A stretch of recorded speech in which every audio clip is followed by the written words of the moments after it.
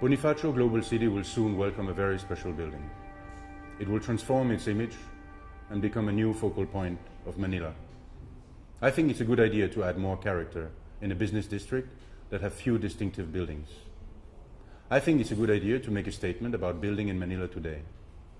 A statement about being generous with public space, about giving back to the city and of course to its people. A statement about what Filipino architecture is about. But first we have to understand what makes an icon successful. An icon needs to capture popular imagination, and it needs to be instantly recognizable. It needs to become a symbol of the nation it represents. And finally, it needs to become eternal. Therefore, designing an icon is not just about creating a beautiful form. It's the meaning of that form, the use of the form, and how this form can become timeless. For me, the right form depends entirely on how we respond to the context, the site, the local culture, the climate, and the people. Sydney Opera or Bilbao Museum are amazing icons because of the spectacular surroundings that let them breathe and shine. In Paris, the Pyramid of the Louvre and the Great Arch were designed specifically for their size. They resolve their size perfectly, and they can only fit there. Our site is in the heart of Manila's most vibrant center. We have a unique opportunity to give it a world-class skyscraper and a world-class public space at its foot. The difficulty is the challenge to exist in such a dense site, with other tall buildings so close to us. How can we stand out here? I believe it is crucial to become taller than the neighbors are. Our skyscraper needs to reach up to find some space to shine. It needs to become a significant part of the skyline of Bonifacio Global City and of Manila. To achieve the height, we positioned the public program at the base and at the top of the tower, where offices would not be efficient or offer enough daylight. By slanting the facades to merge the programs into one form, we get a steep pyramid. In the master plan as well, we need to differentiate ourselves from the surroundings. Therefore, we propose an elliptic plan. At pedestrian level, the ellipse frees up the ground floor and binds together the entire neighborhood. The ellipse ensures urban ventilation, which helps to cool and clean the air. It also ensures a minimal obstruction of the views and daylight from the surrounding residential buildings, keeping neighbors happy.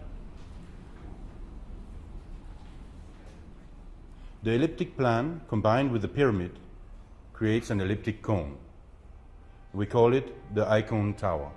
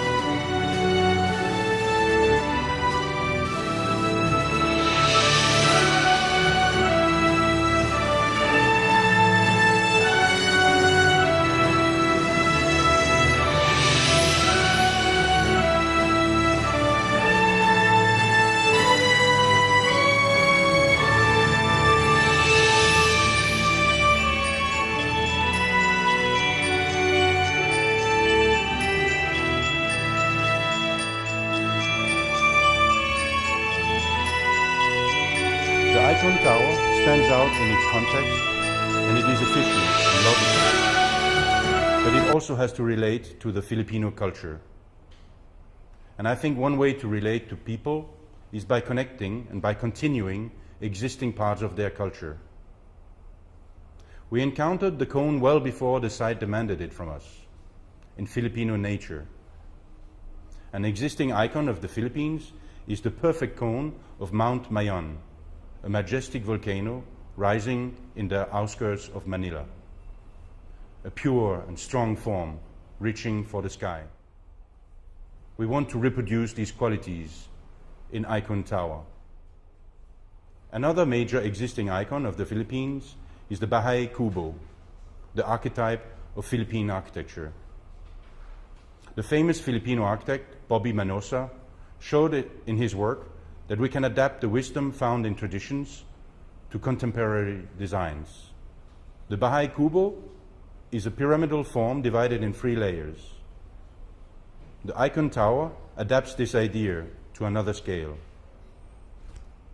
We have reinterpreted the silong for the base of the ICONE Tower to offer a grand covered public space. It is a generous gift to the local community and to the users of the tower. It will act as a new city center, a meeting point for people in the northern part of Bonifacio Global City. For the middle part, ICONE Tower should become an exemplary workspace with comfortable daylight, generous social spaces, access to green terraces, and atriums for larger tenants. As for the top, in our project, we make it accessible to the public as well. As an observatory located in a unique, spectacular, and spiritual space comparable to cathedrals. Manila needs a vantage point that is truly accessible to public, to laymen.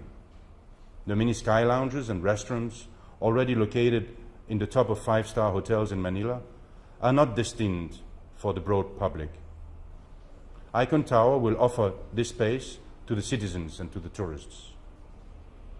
Emerging above the skyline of Bonifacio Global City is a conic spire that is distinct in form and materiality from all other buildings of Manila. At day, it will shine by its transparency. At night, a large lens will project a beacon of light over Manila and its bay. It will act as a lighthouse for Manila, giving a sense of orientation and security in the sprawling city.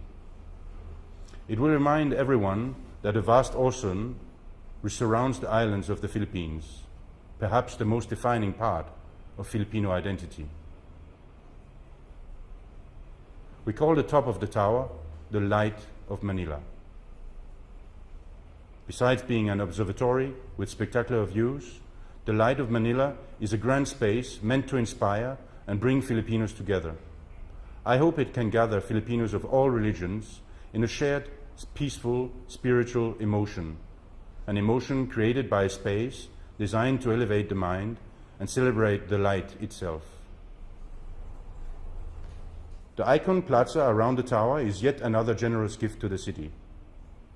And once more, it relates to something that I think lies deep in the Filipino soul, the forest. We propose it to be a dense canopy of tall, large trees, recreating beneath the shade and the ambience of a Filipino tropical forest. The dense canopy of trees also filters the views to the surrounding buildings. We do not forget popular culture or the need to be useful for people on a daily basis. Filipinos have a strong penchant for gatherings, for celebrations, and they traditionally enjoy doing those in public space. The ICONE Plaza is meant to offer protected and useful space for these popular activities.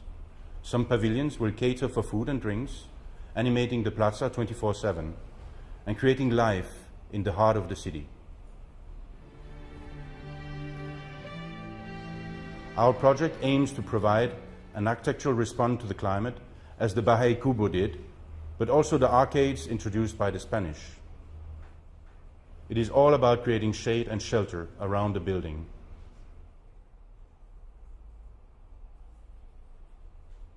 And the facades need sun protection too.